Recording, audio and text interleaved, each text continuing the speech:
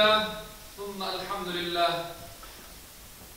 إن الحمد لله نحمده ونستعينه ونستغفره ونعوذ بالله من شرور أنفسنا ومن سيئات أعمالنا من يهده الله فلا مضل له ومن يضلل فلا هادي له نشهد أن لا إله إلا الله وحده لا شريك له ونشهد أن سيدنا وسندنا ومولانا محمدا عبده وحبيبه ورسوله أما بعد فيا عباد الله اتقوا الله وأطيعوا إن الله مع الذين اتقوا والذين هم محسنون قال الله تعالى في محكم كتابه الكريم بسم الله الرحمن الرحيم يا أيها الناس إنا خلقناكم من ذكر وأنثى وجعلناكم شعوبا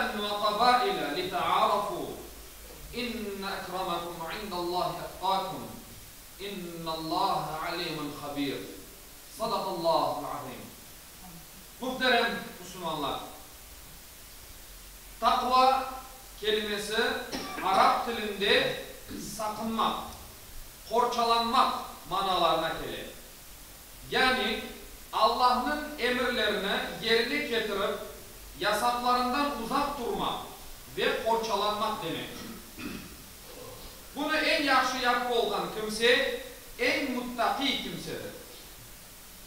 Muttakilik ise Allah'ın sevgisini bizlerge açkan bir kapıdır. Allah bir kimseni sevse onun için ne korku ne de ümitsizlik kalır. Çünkü o daima Allah ve melekleri tarafından korçalanır. Yüce Mevlamız bu hususunu bizlerge mukaddes kitabımızda şu şekilde anlatar. Dikkatli olun. Şüphesiz Allah dostlarında hiçbir korku ve ümitsizlik yoktur. Onlar iman edip muttaki oldular. Yani günahlardan uzaklaştılar. Yunus suresi 62. 63. ayetleridir. Yüce Allah bir kimsenin apay ya da akay, kara ya da beyaz, kaysı milletten olganına bakmayın. Allah çirkin ya da dülber, bay veya fukare olganınıza da bakmayın. Allah tek takvaga ve yapılgan amellerge bakar. Bununla bağlı olarak Peygamber Efendimiz Aleyhissalatu vesselam şöyle buyurgandır. Allah sizin bedeninizge, vücutlarınızga ve betlerinizge bakmayın. Ama yüreklerinizge ve yapan amellerinizge bakar. Asıl şeref ve üstünlük takvadadır. Ve bu duygular bir tek camide değil. Bütün hayatımız içinde onun er sahasında ve vaktinde olması gerekir.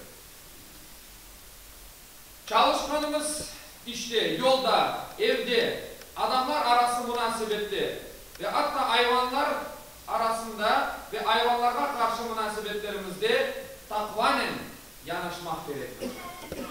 Hiçbir kimsenin hakkına girmeyin. Herkesin hakkını vermeye tırışayın. Çünkü hepimiz Allah tarafından yaratıldık. Onun katında hepimiz bir ve hepimiz hesabını ona verecektir. Peygamber Efendimiz sallallahu aleyhi ve sellem bizlerge şöyle buyurdu. Hayda olsan ol, Allah'tan kork ve yaramaylıkның arkasından aman yaxşı bir hareket yap, yaxşılık yap ki o yapkan yaxşılığın yapan yaramaylıkını kapatsın. Adamlar neyde yaxşı münasebetli ol diye buyurgan Peygamber Efendimiz. Aziz Müslümanlar, bu terin manalı hadis üstün takvaga erişmeye bir merdivendir. Yüce Mevlamız bizlerge takvalı olup ancak Müslüman olup omurumuzni ve rızkımızı tamamlamaga, canımızı teslim etmeye emir buyuran. Takvalı olmak bizlerden evvelki ümmetlerge de vasiyet etilgenedir. Kur'an-ı Kerim bunu bu şekilde haber verir. Göklerde ve yerde olan her şey Allah'ındır. Ant olsun biz sana ve senden evvel kitap vergenlerimizge Allah'tan korkmalarına vasiyet ettik.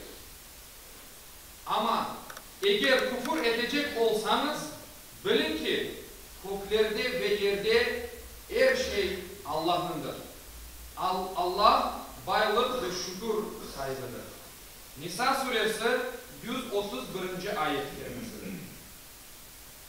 Bu vasiyeti yerine getirgenler dünya ve ahiret saadetine nail olacaklar. Karşı çıkanlar ise hem bu dünyada hem de ahirette bedbaht ve perişanlık içinde boğulacaklardır. Hutbemle Yüce Allah'ın ayette buyurgan manasını bitirmek isteyeyim. Ey insanlar! Biz sizlerini bir erkekten ve bir kadından yarattık. Ve birbirinizle tanışmanız için sizlerini milletlerge ve kabilelerge ayırdık. Şüphe yoktur. Allah yanında en kıymetli olganımız, ondan en çok korkanımızdır. Şüphesiz Allah alim ve hakimdir.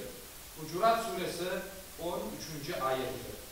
Öyleyse Cenab-ı Allah cümlemizle Allah'tan korkan, yani Allah'ın emir ve yasaklarına karşı gelüden sakıngan kullarından cümlemizle eylesin.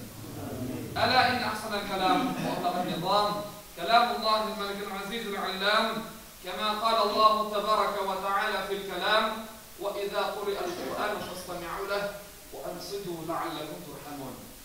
Bismillahirrahmanirrahim. İnned-dîne indallâhil islam. Sadakallâhul azîm.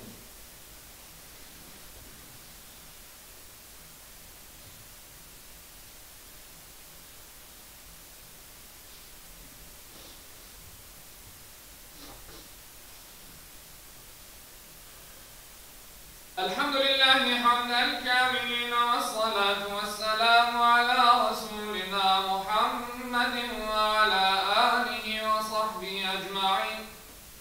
Ta'zîmen li nebiyyihi ve tekrimen li fekâmeti şâni şerefi safî. Fekâle azze ve celle min qâilin muhbiran ve âmirâ. İnnallâhe ve melâiketehu يصلون على النبي يا أيها الذين آمنوا صلوا عليه وسلموا تسليما اللهم صل على محمد وعلى آل محمد كما صليت على إبراهيم وعلى آل إبراهيم إنك حميد مجيد اللهم بارك على محمد وعلى آل محمد كما باركت على إبراهيم وعلى آل إبراهيم إنك حميد مجيد اللهم وارض عن الأربعة الخلفاء سيدنا أبي بكر وعمر وعثمان وعلي ذوي الصدق والوفاء وعن الأنصار والمهاجرين والتابعين إلى يوم الجزاء وعن كافة المؤمنين والمؤمنات والمسلمين والمسلمات الأحياء منهم والأموات بفضلك ورحمتك إنك سميع قريب مجيب الدعوات عباد الله إن الله يأمر بالعدل والإحسان وإيتاء ذي القربى وينهى عن الفحشاء والمنكر والبغي يعظكم لعلكم تذكرون. Okunan ayette Allah Teala buyuruyor ki, şüphesiz Allah adaletini, yaxşılık yapmakını ve soy sopka yardım etmekini emir eder. Edepsizlik, fenalık, isyan edip zulümünü de etmekini yasaklar. Düşünüp uymanız için sizlerge nasihat verir. Cumanız hayırlı ve mübarek olsun.